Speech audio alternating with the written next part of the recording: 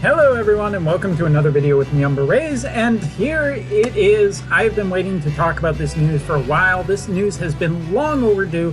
Ever since Square Enix basically, well, Gummy and Alum kind of just came out and said that the game was coming out sometime in August and September.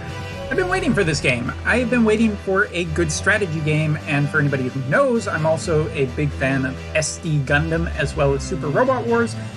The phone game of Super Robot Wars didn't quite live up to any of the hype I had for it, so here we are. It is time for War of the Visions. It has a Japanese release date, and that release date is, as you can see, November 14th. A date that I think is both very good and very bad. For one thing, I think it's a good idea to get this game out as quickly as possible. If this is the quickest that Square Enix could get it out, I have to say that this is also quite possibly the worst date. For anybody who knows, November 14th is not particularly a very notable day in video games. However, the following day is probably going to be a little bit more noticeable, which of course is November 15th. Why?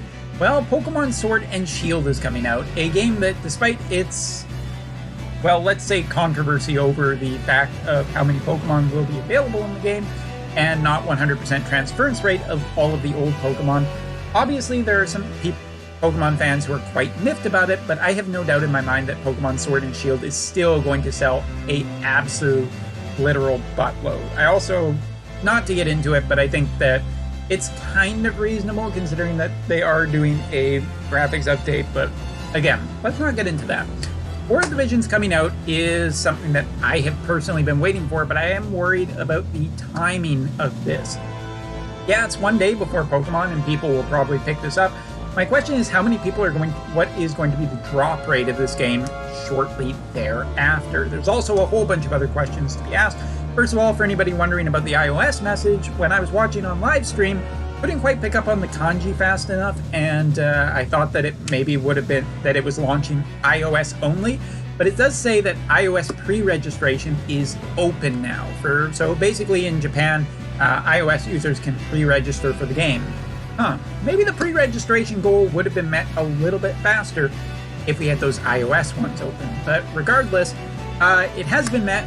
The 500,000 pre-registrations has been met, which means that Ishtola will be a character in the game. Not only that, but 14 will be the first crossover event, as we already have seen. Thancred will be coming to the game, and basically everyone will get a free copy of Amazing Master Ishtola. I'm very excited for this just because 14 is one of my favorites. Ishtola is one of my favorite Final Fantasy characters, so this is a great way to start this game off. You know, whether or not how successful this game will be, at least I'll have an Ishtola before the game dies. Not that I necessarily think it is, but hey, I have to do something a little controversial in my videos. Continuing on, there will be a crossover event, of course, with Brave Exvius right away. This isn't really surprising, seeing how Brave Exvius is kind of the main, is just tied to this game. But the way it works is that there will be rewards depending on how many accounts are created. If 100k accounts are created, it's 5,000 lapis. 150k accounts, it's 250 War of the Visions currency, whatever that is. I assume that's enough for 11 pull or whatever this game's doing. And for 200k accounts, 5k lapis. Given that there will be a lot of re-rollers, this is probably not,